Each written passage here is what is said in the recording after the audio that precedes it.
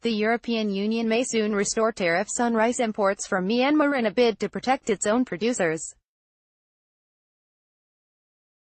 But more troubling for Naypyidaw is the EU's intention to remove all trade preferences for its export goods in response to systematic violations of human and labor rights in the country, a move that is raising concerns among some observers. EU experts wrapped up a 4-day monitoring mission in Myanmar on October 31.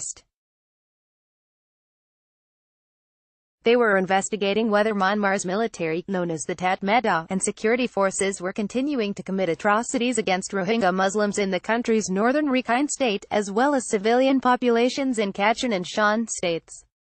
Must-reads from across Asia, directly to your inbox. An EU spokesman told Asia Times that there was no time frame set for the assessment of the humanitarian situation in Myanmar, though the European Commission, the EU's executive body, was going to analyze the findings of the recent mission in the country as a matter of priority. The EU has warned that Myanmar will lose its trade preferences status under the Everything But Arms (EBA) scheme if it does not comply with United Nations conventions on human and labor rights. The EU usually grants LDCs, least developed countries, tariff-free and quota-free access to its market for all products, except weapons and ammunition, with the aim of helping their economic development. In a similar case, the EU is working to suspend the preferential tariff treatment that Cambodia has so far enjoyed. The measure is intended to punish the Cambodian government for its move away from political pluralism. Myanmar de facto leader Aung San Suu Kyi attends an award ceremony to receive her 1990 Sakharov Prize at the European Parliament in Strasbourg, October 22, 2013. Photo, Reuters. Vincent Kessler. The EU is clearly hardening its position toward the Myanmar government. Cooperation between the two sides has also been soured by the imprisonment of 2 Reuters journalists for their investigation into the assassination of 10 Rohingya men in a village in Rakhine state.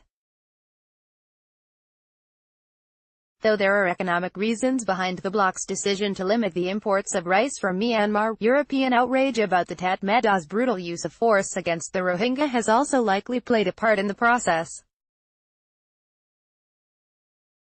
The European Commission agreed to a request by Italy on Tuesday and will now propose to the EU member states a vote on the reintroduction of duties on rice imported from Myanmar and Cambodia, as the bloc's leaders believe zero-tariff imports from the Southeast Asian country would be hurting European producers.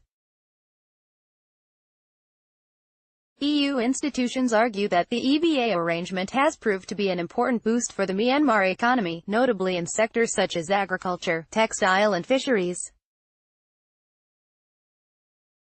The European Commission reports that preferential exports to Europe from Myanmar grew from $606 million in 2015 to $1.5 billion in 2017, making the EU the third largest importer from the country.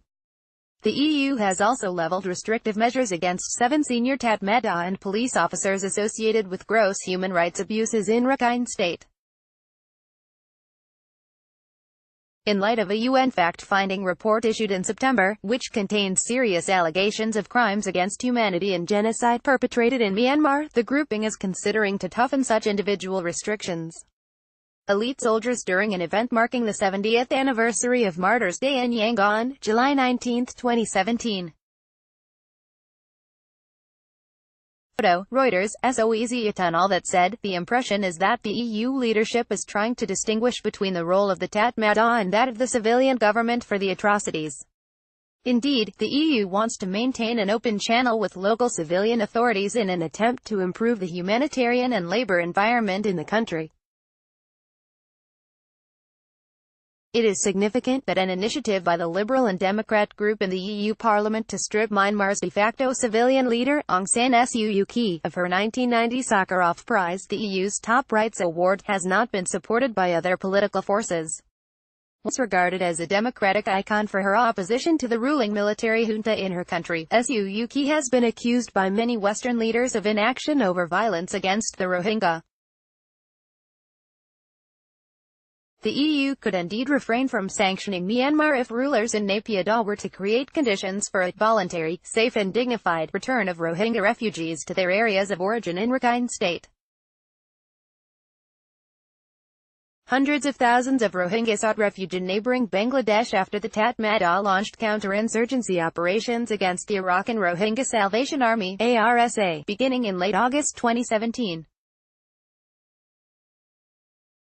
According to James Cladd, a former U.S. Deputy Assistant Secretary of Defense for Asia-Pacific Affairs under the George W. Bush and Barack Obama administrations, the United States should not impose the same type of publicly trumpeted sanctions apparently now contemplated by the EU. Cladd, who is currently a senior fellow for Asia at the American Foreign Policy Council in Washington, D.C., noted that sanctions worked during the period of Western and U.S. normalization with Myanmar, and they could work again if applied in a very quiet, selective, individually targeted way. Rohingya refugees performed prayers at the Kutupalong refugee camp in Ukiah, Bangladesh, August 25, 2018. Photo, AFP, Dibyangshu Sarkarhi said that broad-brush sanctions of the type the EU is considering rarely achieve anything other than feel-good results, while reducing the room for maneuver domestically. Cardinal Charles Maung Bo, Archbishop of Yangon, has vocally expressed his perplexity as well. He recently lamented that the EU's economic penalties against Myanmar would only harm the poorest fringes of the population, as they did between 2004 and 2012, while also frustrating SUUK's current efforts to unite the nation through engagement with the army. Cladd admitted that both the US and EU find themselves in an awkward position over the rights abuses. China does not give a hoot about the excesses of the Myanmar military. We and the Europeans do care, but it is a question of how to achieve the objective without driving the country ever more into the morally indifferent arms of the Chinese and others for which human rights are a pointless distraction, he said. He also noted the Organization of the Islamic Conference and the Saudi Arabia-led Gulf Cooperation Council are both missing in action in responding to the situation. Cladd suggested that a more apt approach would apply real pressure through non-announced individual travel bans, or sudden difficulties with individual remittances. In this respect, he said, the face, Singaporeans and Indonesians know the ways to deal with the Myanmar military, and should be consulted. Continue reading.